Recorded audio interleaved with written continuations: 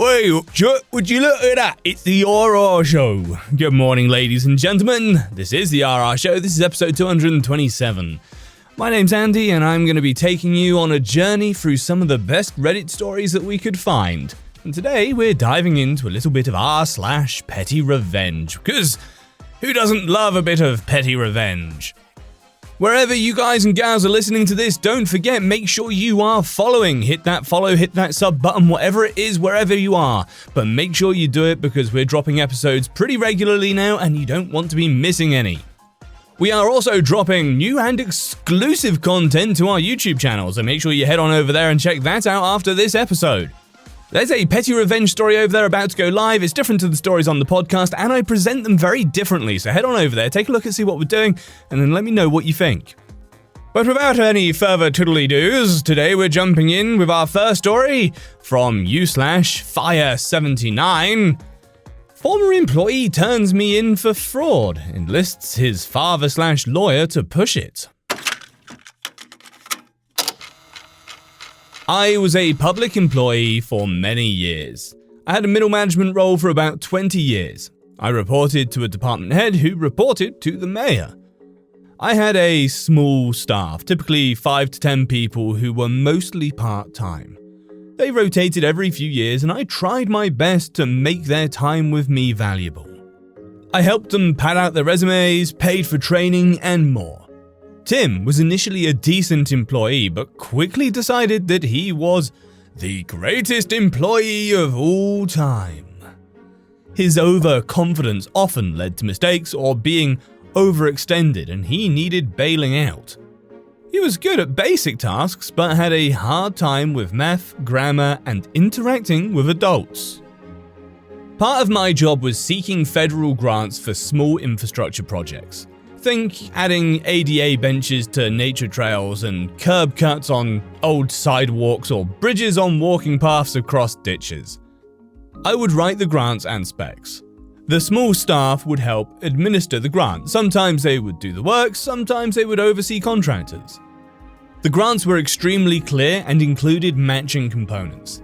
Sometimes we would add cash or equipment time or staff time. Sometimes we would have volunteer organizations match with labor. So we were doing a bridge grant and I put the employee Tim in charge. It was phase 3 of 3 and we had a lot of experience. There were 21 bridges we were replacing in batches of 7. Tim just had to keep the process going with volunteer match labor hours. The process was practically automatic. All he had to do was show up with materials and stay out of the way. Anyway, he did an adequate job, barely. I had to keep him on track to stay in spec. We're spending money to improve water quality. He wanted to improve recreation. We sent lots of emails and texts about it. The department also used project codes to track grant spending. Each grant had a code, and it was very easy to code all the time and materials through the accounting department. The volunteers signed logs each day, and the process was pretty tidy. That fall, Tim continued to struggle with basic tasks and eventually demanded a promotion for his outstanding work. He did not meet the very clear requirements for a promotion. Government requirements, I might add, through his own laziness despite being given opportunities to become qualified. Eventually, he became intentionally negligent and put himself and others in danger. I called him into the office after an egregious incident and offered him the opportunity to resign or be fired. Resigning meant he'd be re-eligible for rehire in a different department. Fired means he's blacklisted from the city. He refused to resign, so I terminated him. He seemed shocked. I think he thought it was a bluff or a scare tactic. He thought he was a critical cog in the machine, but he was a thorn in my side. His dad is a well-known local attorney. I had pulled Tim's state criminal record and on close inspection it was clear Daddy was bailing him out throughout life. Assault charges, dropped DUI, pled to traffic violation, possession, pled to an infraction. Tim decided to come after me. His first move was to call the federal division that oversees my grants and report fraud. They launched an investigation. My records were 1000% immaculate. They called him into a meeting, and his proof of fraud was, he felt that the bridges should have been a lower priority and the money would be better spent elsewhere, so the fraud was misuse of funds. But the grant specs were followed precisely by him. He had tried to divert funds, and I had stopped him. I had written evidence. The project he'd accused me on was the literal poster child for success and was included in a slideshow to the legislature on the success of the grant program. The feds and city powers were livid for wasting time. I had reams of perfect documentation. He was yelled out of the building. Then he filed a wrongful termination suit. He told his daddy about all the apparent mistreatment, and his dad filed. I contacted the city attorney and dumped hundreds and hundreds of pages of documentation with the summary in his email. I was in City Hall when Daddy Attorney came slinking out of the legal department apologizing for his idiot son. I heard from a mutual friend that Daddy gave Tim a thorough reaming and withdrew the financial support that he had allowed him to live on part-time. He's doing better today, but right around that time his wife discovered his ongoing affair. The mistress got pregnant, and things got rough. Hard time with grammar and interacting with adults. Yeah, I feel you there. I definitely have that problem too. Anyway, our next story is in from Salik the Cruel. Someone took my parking spot, so they got blocked in all afternoon. Right, here's the context. I work at a hospital as a lab technician. Our hospital site is near the city centre and is quite old, so there's no real parking lot and not many parking spaces available.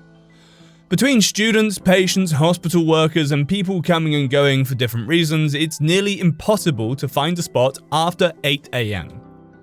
Since I work in a small team, only 4, and the evening shift is also on call for any emergency, we have one reserved parking spot. There's a sign saying it's only for on-call lab technicians from our department, and there's a chain with a padlock in front of it. It's located between a fence and another building's wall right next to our lab.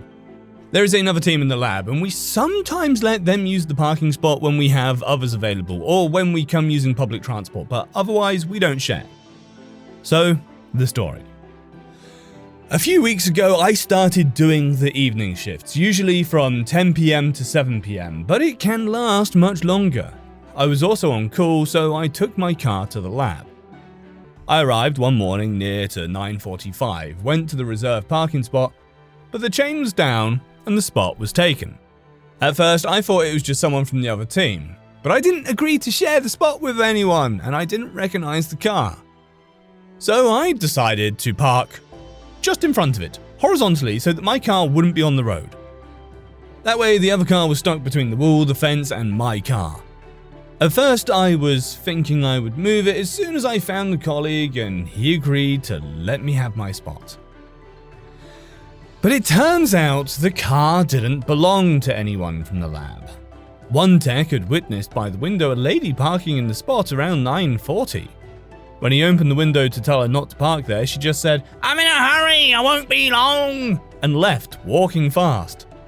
I checked if there was a phone number left under the windshield that I could call, but nothing.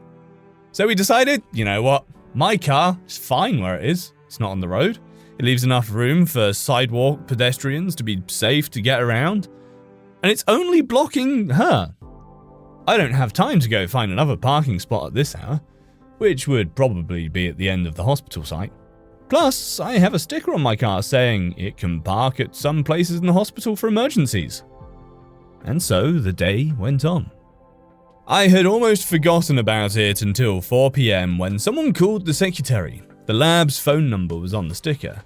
It was a lady wondering why there was a car parked in front of her. Turns out she was also a hospital worker from another department who had arrived late to work and couldn't find a place to park, so she took the chains down and parked there. No idea how she got rid of the padlock, but it was old and weathered, so, it might have just broken. She had just finished I Won't Be Long, my ass, and now she wanted to leave, but couldn't. First, the secretary, a nice woman, but not known for her calm temper, berated her by the phone. Then she connected the lady to our phone, where a colleague did pretty much the same. Next, another colleague went out to check on my car. According to said colleague, she looked relieved as she thought he was going to move my car. He just told her it was illegal for her to park there, and now she had to wait for me or we'd call to have her car towed. Meanwhile, I was in the middle of a complex procedure that required to be in a white room, a sterilized room with controlled atmosphere and sterilized bowels and everything else, so I couldn't just leave what I was doing. So she waited. And she called twice more to complain that she needed to leave. And twice she got berated by my colleagues until one of them told her to stop or they'd involve the hospital security and actually get her towed. In the end, I got out of the white room at 5:30 p.m.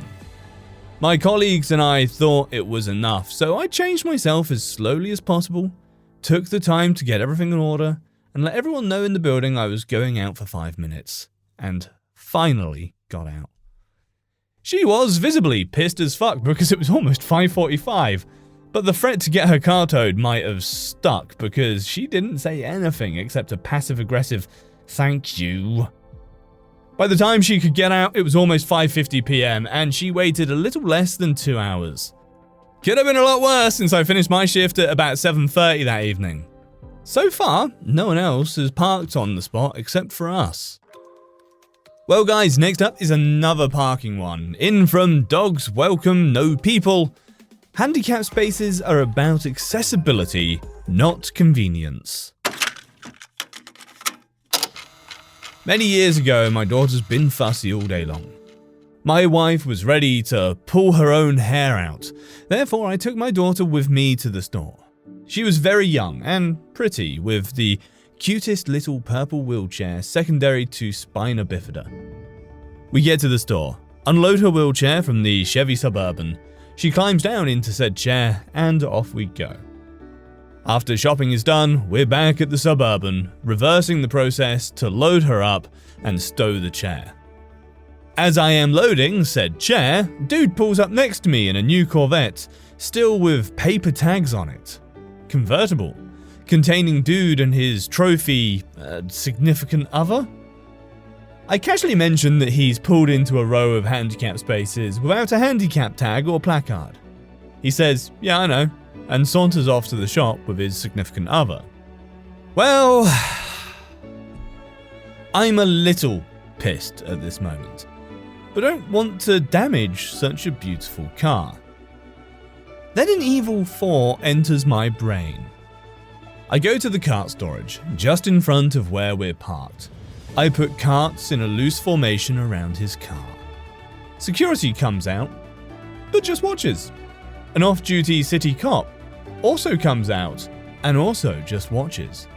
I proceed to put several layers of carts tightly packed together 360 degrees around his car. I approach the guard and city cop and explain the dude was using a handicap space for convenience and not due to accessibility. They both crack up laughing at this point. Cop says he hopes he complains because he'll write him a ticket. I laughed quite a bit over this and frankly, still do every now and then. I'm pretty sure I've seen photos of this on the internet somewhere. The image comes to mind. Maybe it's happened more than once. If you got a minute and want to see something funny, look up cart narcs. Anyway, next story is from Snagleradio. My ex cheated, so I refunded a gift and now she's livid. My ex broke up with me just about a year into us dating. In hindsight, she was awful, but I was blind to it all. She broke up with me over the phone, which seemed a little informal from all the time we'd spent together. Fast forward a week after that, several individuals connected to her but not each other confirmed she was in fact seeing another man. I didn't confront her about it because I realized that things just don't work out sometimes. It was just the way she went about it that irked me. I'm old enough, late 30s, to accept that people were just assholes, but I also felt like she was getting away with something without feeling even a bit of remorse. The breakup was the only contact. No calls or texts occurred after that over a year ago. I remembered for Christmas that I bought her, or us, a really expensive couples massage spa package because she always said how she wanted to do something like that. I'd purchased some big package from a local place that cost roughly $600. I obviously didn't have the certificate with me. I decided to go to the spa and make up a story about how I lost the certificate. I showed them the receipt, always keep those, and showed them my credit card charge. They wound up reissuing me a gift card and cancelling the other. That was over a year ago, and frankly, I forgot about it. Until today, when I got a call from her. First contact since we broke up, and she's screaming at me over the phone that the gift certificate is no longer good, and that the spa had accused her of stealing and what a piece of shit I was for reporting it to be such. I called the guy. He said he told her it was reported stolen. I just politely explained that I didn't think she was deserving of it, and if she really wanted to, she could just have Mark, the dude she's banging, pay for a new one. I then hung up. Gonna make an appointment to use that card with my new girlfriend soon. Mission accomplished.